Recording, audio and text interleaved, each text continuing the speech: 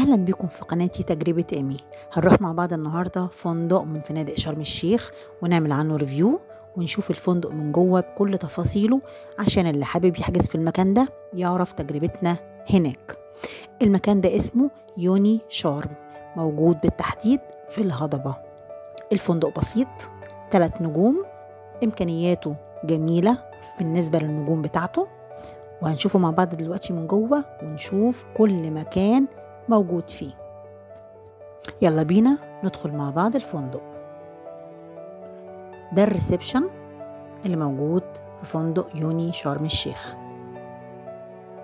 الريسبشن زي ما انتم شايفين شكله شيك، مفروش بشكل بسيط وفي نفس الوقت شيك قوي. هنتفرج عليه مع بعض ونشوف كل تفصيلة موجودة جوه الفندق.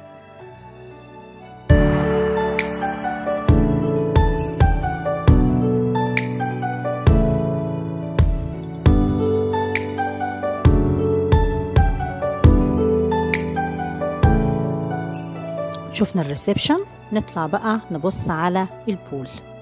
في هناك 2 بول، واحد صغير للأطفال فيه أكوا، 2 أكوا صغيرين كده زي ما انتم شايفين، وفي حمام سباحة كبير للكبار، مساحته حلوة وجميلة ومناسب بالنسبة للأفراد الكبيرة.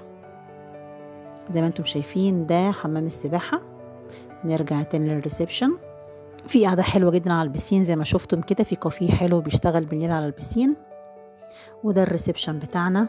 عايزة اقول لكم اكتر حاجة عجبتني في الفندق ده انه هادي ومناسب للعرسان في شهر العسل. المكان هادي جدا وسيمبل قوي، سعره كمان مناسب. سعر الفرد 2700 في ال3 ايام، بيد اند بريكفاست. في كمان عشاء، فطار وعشاء، يعني هاف بورد.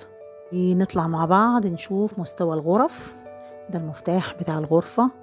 يلا نفتح مع بعض. طبعا ده ابني كان بيفرجكم على الغرفة بتاعته. تعالوا نفتح مع بعض ونتفرج على مستوى الفرش والغرف من جوه. زي ما قلت لكم ده فندق يوني شرم الشيخ. سعر الفرد في ال3 ايام هاف بورد فطار وعشاء كان 2700 جنيه. ده الحمام زي ما انتم شايفين، والغرفة زي ما شايفين قدامكم. وده كان دور أرضي. دلوقتي نفتح البلكونة ونشوف مع بعض الفيو بتاع الغرفة.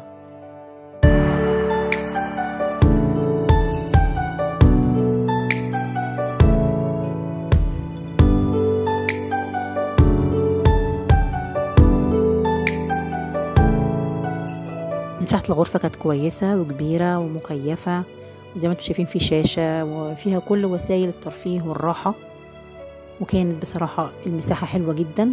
ودي البلكونة بتاعت الغرفة، كانت بتبص على الزرع والخضرة،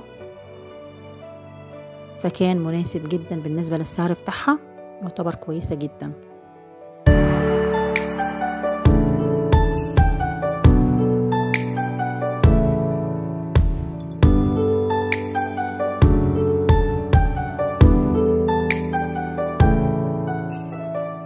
وده منظر البسين بالليل. زي ما انتم شايفين الدنيا هادية جدا والقعدة بتبقى جميلة قوي عليه. قعدة البسين بالليل دي بتبقى مزاج في الهدوء كده والهواء والنسمة الجميلة، قعدة بجد حلوة جدا. احنا دلوقتي بنستعد عشان نروح المطعم عشان نتعشى. يلا نخش مع بعض المطعم ونتفرج على مطعم يوني شرم الشيخ. دي مساحة المطبخ زي ما انتم شايفين، سوري المطعم. وده البوفيه، دي السلطات، وده سفندشات الأكل السخن زي ما انتم شايفين. ده كان العشاء. أكل كان كويس، كان مستوى كويس، ما كانش وحش بالنسبة للسعر. وبالنسبة للفندق 3 نجوم، طبعا مستوى كويس جدا من فنادق ال3 نجوم الكويسة اللي رحناهم. مساحته كانت كبيرة وكان مستوى الخدمة كويسة جدا. يلا بقى نسيب الفندق ونطلع على الشاطئ بتاع الفندق. الفندق له شاطئ خاص بيه، بتيجي الأتوبيس ياخدك من قدام الفندق يوديك للشاطئ ده. الشاطئ كان صخري لكن كان فيه شوية مناظر حلوة جدا زي ما انتم شايفين، يديكوا إحساس كده ان انت في مرسى مطروح، في مكان تاني، يعني مكان تاني كده، دهب. المناظر اللي فيه ومنظر الصخور ومنظر البحر كان حلو جدا جدا الحقيقة. وده الشاطئ بتاعهم، كان فيه لسان جميل زي ما انتم شايفين كده. بعد اللسان اللي كان بيحب ينزل المية بينزل، بس كانت الدنيا الموجة عالية شوية، من اللي كان نازل كان خايف شوية ان الموجة كانت عالية. لكن القعدة على البحر بشكل عام كانت ممتعة، في قعدات حلوة جدا على البحر زي ما انتم شايفين. القعدات كانت جميلة جدا، لكن المية كان الشاطئ اللي بيودونا ليه الخاص بالفندق شاطئ صخري زي ما انتم شايفين.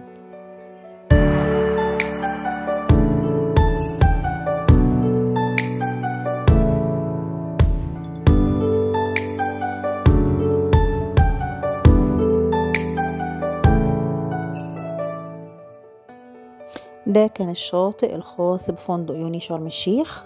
طبعا الوان المية زي ما انتم شايفين معروفة شرم والغردقة كمان بالوان البحر فيها تدريج زي ما انتم شايفين كده، اللون الخفيف ثم اللون الاتقل. طبعا ده بيدل على ان الجزء اللي قدام ده مش عميق، لكن كل ما المية كان لونها اغمق كل ما كان تعرف ان ده اعمق. وطبعا كان اخر اللسان ده المية عميقة، اللي كان طبعا ما ينفعش حد ينزل اللي بيعرف يعوم كويس جدا. اللي ما بيعرفش يعوم ما ينفعش ينزل، لازم تكون بتعرف تعوم. في زي ما انتم شايفين كده بصوا كرة طايرة ليها مكان، اللي حابب يلعب على الشط يلعب كرة طايرة، يقعد قعدات زي ما انتم شايفين كده بالخوص. كانت مضللة كويس جدا وجميلة، قاعدة كانت عليها كمان في منتهى الروعة. كان في جزء فوق وتنزلوا كام سلم تحت، في قاعدة كمان تحت اهو، الشезлونجات والمخدات، وينفع تقعدوا بالليل في المكان ده. لكن ما كانش مسموح في الوقت اللي احنا كنا فيه نقعد على البحر بالليل. لكن بشكل عام الشاطئ كان قاعدة عليه متميزة وجميلة، تاخدوا صور حلوة جدا. اللي حابب ينزل المية ينزل، لكن زي ما قلت لكم كان من آخر اللسان وكانت عميقة شوية، لأن المكان ده كان صخري. زي ما انتم شايفين الأجانب بينزلوا أهو الحتة اللي في آخر اللسان دي، اللي حابب ينزل بينزل يعوم. بصوا لون المية غامق ازاي، مع ان هي عميقة. لكن اللي بيحب يقعد على الشط بره زي أنا كده ما بيعرفش يعوم، بيقعد بره على الشاطئ وبرضه هيستمتع بالمية والقعدة على البحر.